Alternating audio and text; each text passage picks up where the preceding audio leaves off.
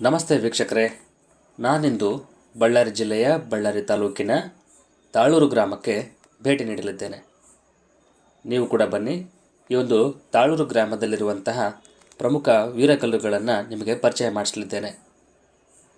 ಈ ಒಂದು ತಾಳೂರು ಗ್ರಾಮದಲ್ಲಿ ಮಲ್ಲಿಕಾರ್ಜುನ ದೇವಾಲಯ ಅಂತ ಕೇಳಿದರೆ ಯಾರಾದರೂ ಹೇಳ್ತಾರೆ. ಈ ಒಂದು ಮಲ್ಲಿಕಾರ್ಜುನನ ದೇವಾಲಯಕ್ಕೆ ಒಮ್ಮೆ ನೀವು ಭೇಟಿ ನೀಡೋದಾದರೆ ಆ ದೇವಾಲಯದ ಹಿಂಬದಿಯಲ್ಲಿ 3 ವೀರಗಲ್ಲುಗಳಿದ್ದಾವೆ. ಹಾಗೆ ದೇವಾಲಯದ ಎಡಕ್ಕೂ ಬಲಕ್ಕೂ ವೀರಗಲ್ಲುಗಳಿದ್ದಾವೆ. ವೀಕ್ಷಕರೇ, ತಾವೀಗ 3 ವೀರಗಲ್ಲುಗಳನ್ನು ಗಮನಿಸ್ತಾ ಇದ್ದೀರಿ. ಅದರಲ್ಲಿ ಮೊದಲೆರಡು ವೀರಗಲ್ಲುಗಳು ಸುಮಾರು 11-12ನೇ ಶತಮಾನದಲ್ಲಿ ರಚಿಸಲ್ಪಟ್ಟವು ಎಂದು, ಹಾಗೂ ಕೊನೆಯದಾಗಿರುವಂಥ ವೀರಗಲ್ಲು ಹಂಡೆ ಪಾಳಗಾರರ ಕಾಲಕ್ಕೆ ಸಂಬಂಧಪಟ್ಟಿದ್ದು ಎಂದು ಆಧಾರಗಳಲ್ಲಿ ದಾಖಲಾಗಿವೆ. ಈಗ ಮೊದಲೆರಡು ವೀರಗಲ್ಲುಗಳನ್ನು ಗಮನಿಸೋದಾದರೆ, ಅದರಲ್ಲಿ ಮೊದಲನೆಯದನ್ನು ಗಮನಿಸೋದಾದರೆ, ಕೆಳಗಡೆ ವೀರನು ಹೋರಾಡುವಂತಹ ಒಂದು ಚಿತ್ರಣವನ್ನು ರೂಪಿಸಲಾಗಿದ್ದು, ಮಧ್ಯದಲ್ಲಿ ಅಂದರೆ 2ನೇ ಸ್ತರದಲ್ಲಿ ಅಪ್ಸರೆಯರು ವೀರನನ್ನು ಸ್ವರ್ಗಕ್ಕೆ ಅಥವಾ ಮೇಲಕ್ಕೆ ಕೊಂಡೊಯ್ಯುವಂತೆ, ಹಾಗೆ ಮೇಲ್ಭಾಗದಲ್ಲಿ ಶಿವನ ಬಳಿ ತಪಸ್ಸು ಮಾಡುತ್ತಿರುವಂತೆ ಚಿತ್ರಿಸಲಾಗಿದೆ.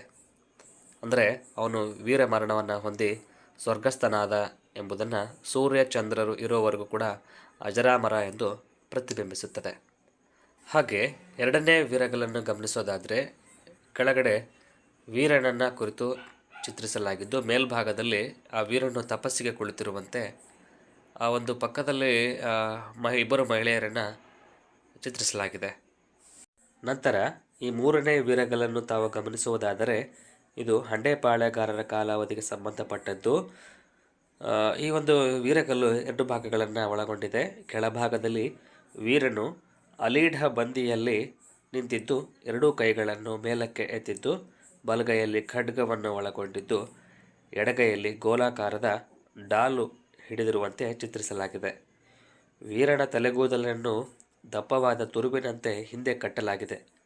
ಮೇಲಿನ ಪಟ್ಟಿಕೆಯಲ್ಲಿ ವೀರನು ಪುಷ್ಪಕ ವಿಮಾನದಲ್ಲಿ ಅಂಜಲಿ ಮುದ್ರೆಯಲ್ಲಿ ಕುಳಿತಿದ್ದು, ಮಗ್ಗಲಿಗೆ ಇಬ್ಬರು ಅಪ್ಸರೆಯರು ವಿಮಾನವನ್ನು ಎತ್ತಿಕೊಂಡು ಸ್ವರ್ಗಕ್ಕೆ ನಡೆದಿರುವಂತೆ ಚಿತ್ರಿಸಲಾಗಿದೆ. ಈಗ ನಾವು ಮಲ್ಲಿಕಾರ್ಜುನ ದೇವಾಲಯದ ಬಲಭಾಗದಲ್ಲಿರುವಂಥ ವೀರಗಲ್ಲನ್ನು ಒಮ್ಮೆ ಗಮನಿಸೋಣ. ಈ ಒಂದು ವೀರಗಲ್ಲು ವೀರನನ್ನು ಅಲಿದ ಭಂಗಿಯಲ್ಲಿ ನಿಂತಂತೆ ಚಿತ್ರಿಸಲಾಗಿದೆ. ಅಂದರೆ ಯುದ್ಧಕ್ಕೆ ನಡೆದಿರುವ ಭಂಗಿಯಲ್ಲಿ ಈ ಒಂದು ಚಿತ್ರಣವನ್ನು ರೂಪಿಸಲಾಗಿದೆ.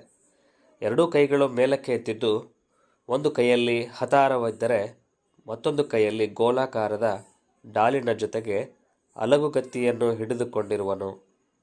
ಗೋಲಾಕಾರದ ಮುಖ, ದಪ್ಪನ ಕಣ್ಣು, ತುರುಬಿನಲ್ಲಿ ಕಟ್ಟಿದ ತಲೆಗೂದಲು, ವೀರಗಚ್ಚೆಯ ಧೋತಿ ಸೊಂಟಕ್ಕೆ, ಸೊಂಟದಲ್ಲಿ ಹತಾರದ ತೊಗಲಿನ ಮುಚ್ಚಳಿಕೆ ಇರುವುದು, ಕೊರಳಲ್ಲಿ ದೊಡ್ಡದಾದ ತಾಯತ ಕಟ್ಟಿದಂತೆ ಅಂದವಾಗಿ ಈ ಒಂದು ವೀರಗಲ್ಲನ್ನು ಕೆತ್ತಲಾಗಿದೆ.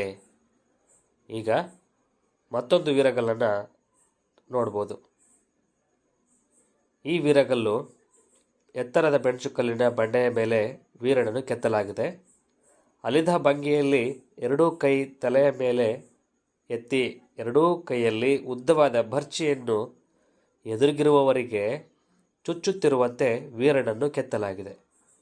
ಉಡುಗೆ ತೊಡುಗೆಗಳು ಮೇಲಿನ 2 ವೀರರಂತೆಯೇ ಇರುವವು.